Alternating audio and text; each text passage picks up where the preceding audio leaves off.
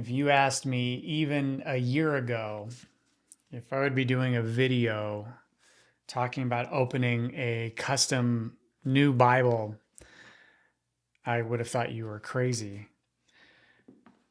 Religion has always been a very quiet subject for me in particular. I was an atheist for my entire life. I'm 43 almost right now. I'll be turning 43 in May.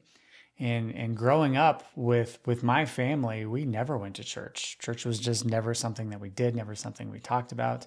And we always just kind of believed, my father, my mother believed that we have good morals, we have good ethics, we have a good ethos as a family, we have good values, and we don't need to be going to church. We did things like sailing on the weekends. We did things like swim team and enjoying time with friends. And the Sundays of my youth were very exciting, very fun, but they never had church as a part of them whatsoever. And it was okay with me.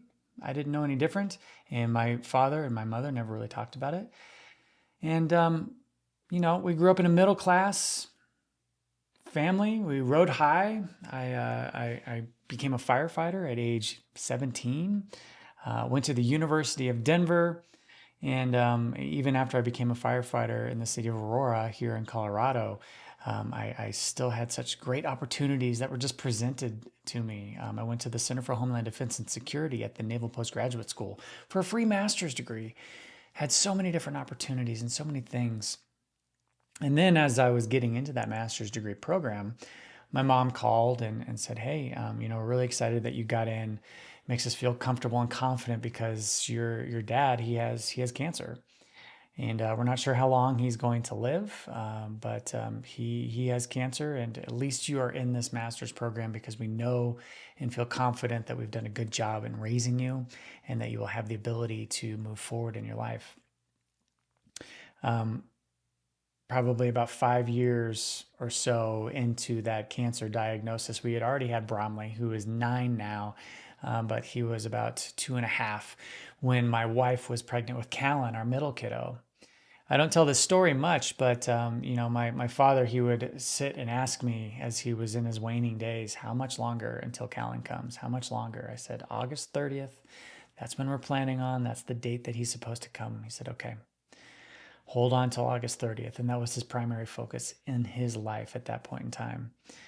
So as my wife gave birth to Callan, if you've had a kid, you know that they try to keep your kiddo in the hospital for at least a good 48 to 72 hours.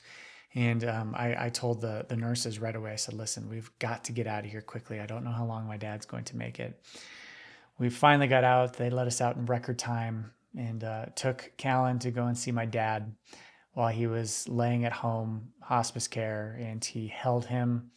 You could see the small tear in his eye as he held Callan, patted his cute little bottom, and then within about 24 hours, he died. That was quite the profound, as for any son, to lose their father, but especially to lose a father in light of such joy in life. It was quite the change. It was quite the drastic and profound appreciation for life for me. And it kind of changed my mindset on things. Fast forward a little bit, the virus came around and we moved north. We lived in the Denver area, and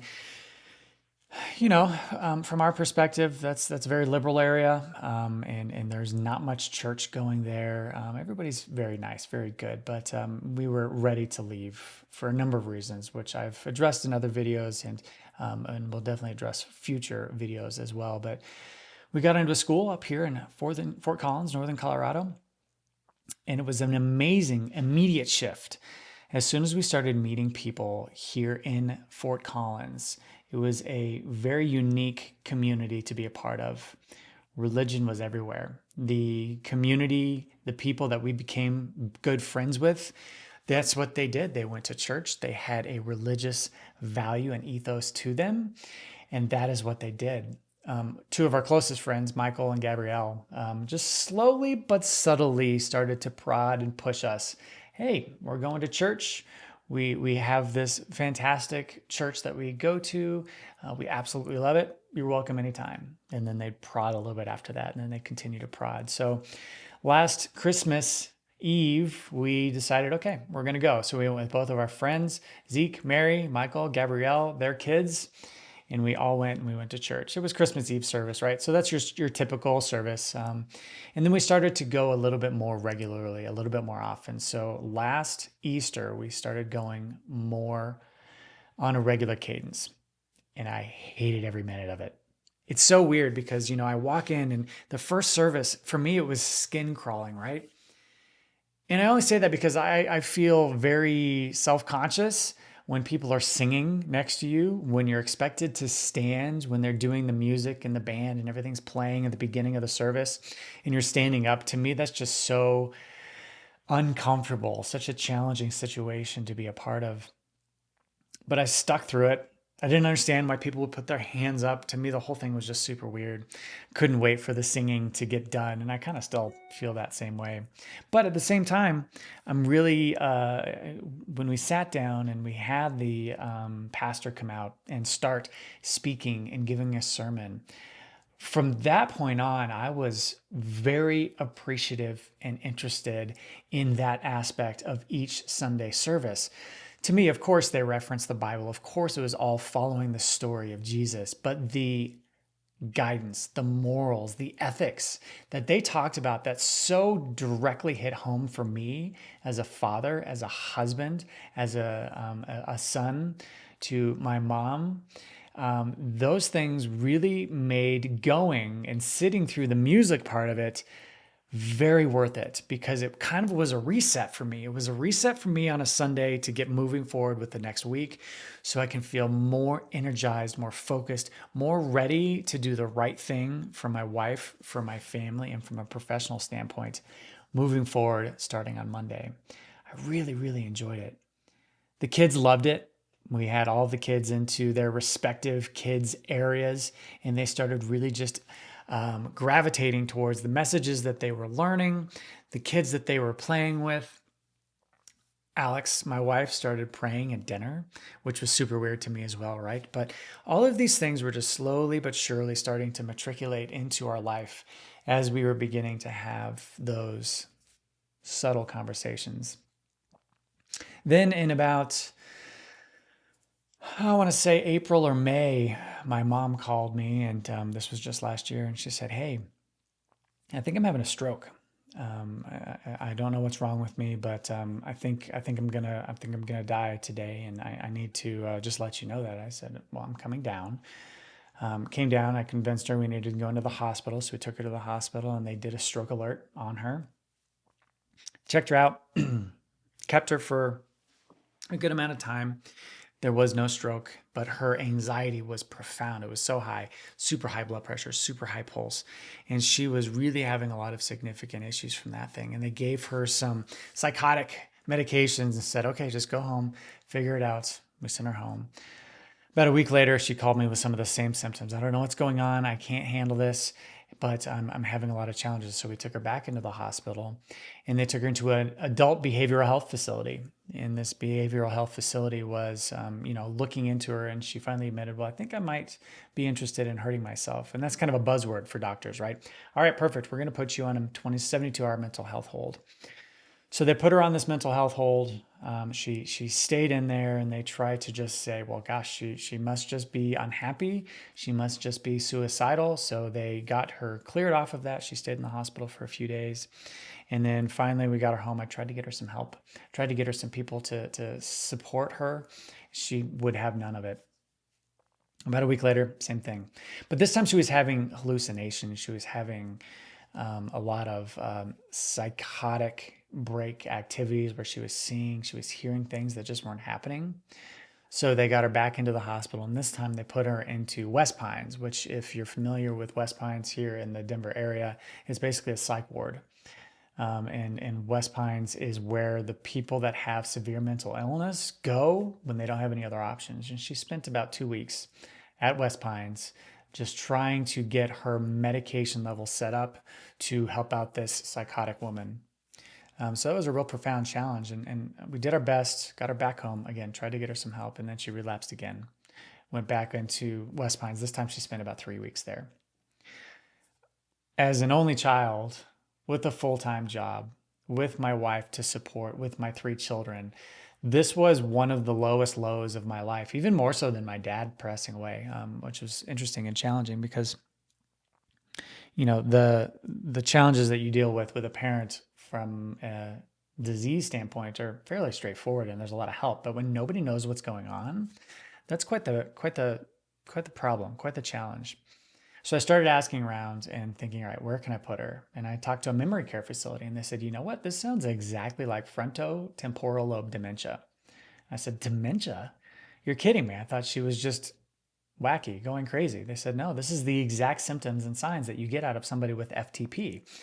They have these psychotic breaks. They have these visions. They have these challenges where they basically don't succeed and thrive in today's society. So they said, let's go ahead and get you into this memory care facility. We moved her from West Pines and then directly placed her into memory care up here in Fort Collins with me. And they confirmed it very shortly. Yep, she's got FTP, and she still struggles so much to this day.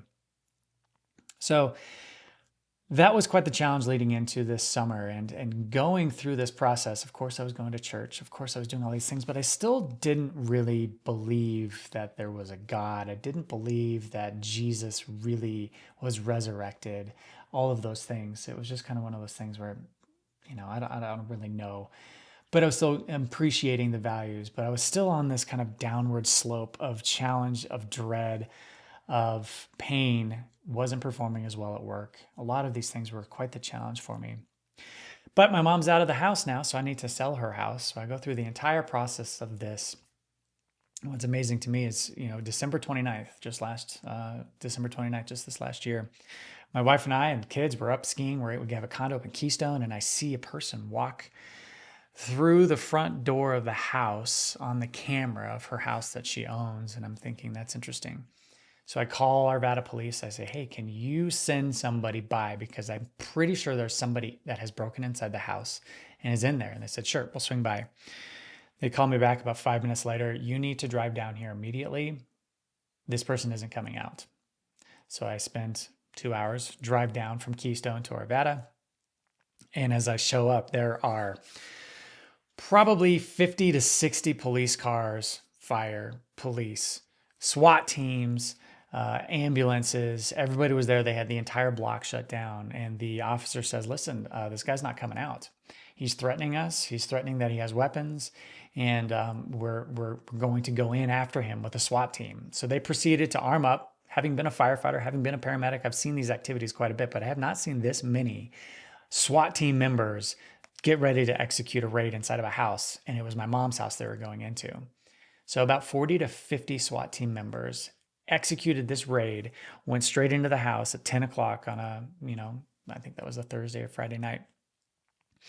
And as they were continuing to work to get this guy out, I kept hearing them shooting a whole bunch of stuff inside the house. In fact, I got it. Look at this.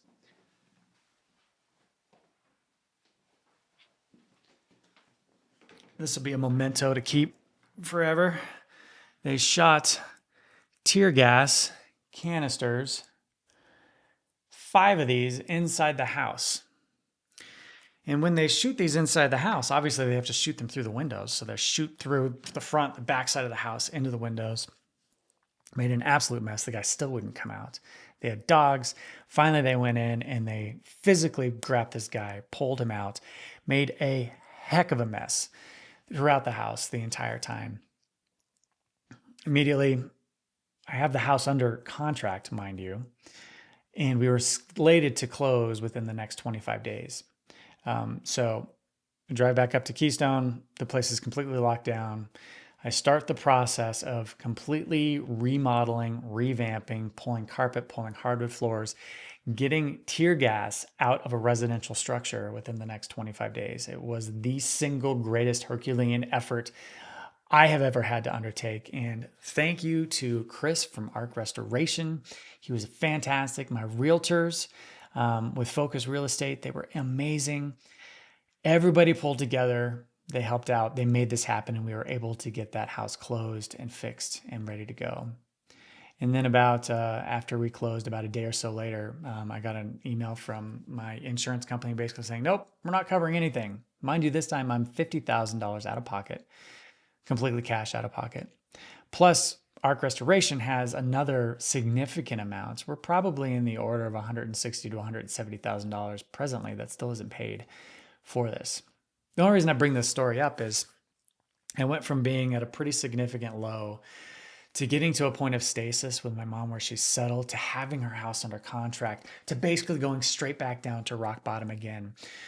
We're trying to decide what we're going to do, and now I'm at a point where we're not even going to recoup this money. My mom is finally in a place, we finally sold her house, but this is the most stressful position in my entire life. So I sat in this very desk probably about 3 weeks ago, and I sat and I just thought, you know what? Why am I here? Why am I in this position? Why is my mom in her position? Why did my dad pass away? What does all of this mean? And how can I take this situation that my family, my mom, and everybody is in right now and either learn from it, grow from it, or figure out what I need to do with this lesson that I'm being handed? And it really came down to the fact that we're not alone on this world. Why do I need to go this alone? Is there something better? So I sat literally right in this chair. And for the first time in my entire life, I prayed. I prayed to Jesus to give me some insight, to let me know if I was doing the right thing, to see if there was anything else I can do for him, for his father, to do better in this world. Had I done something to anger him, to cause these challenges? I sat and I prayed, and I stood up and I ordered this Bible, and I started to change my life and started to focus on what I can do to be a better man and to follow Jesus. And that, for me, over the past, granted, 3 weeks, has been a pretty profound change. I had the chance to sit down with Andoni Castros, who is a close friend, and I'm going to be dropping, if not before, if it's not already dropped, a podcast with him, which is absolutely profound. We had lunch, and he just walked me through why following Jesus is so incredible, so important, so needed in this world. Religion it grounds you. It changes you. It pours on these ethics, the morals.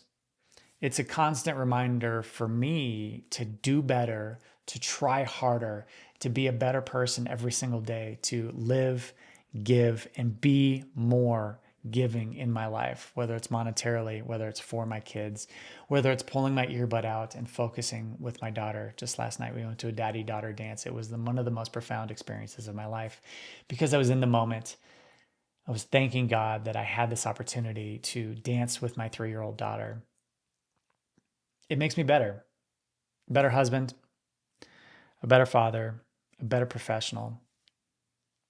I still don't know if I necessarily understand or appreciate or necessarily believe the entire story of Jesus and God, but I'm getting there.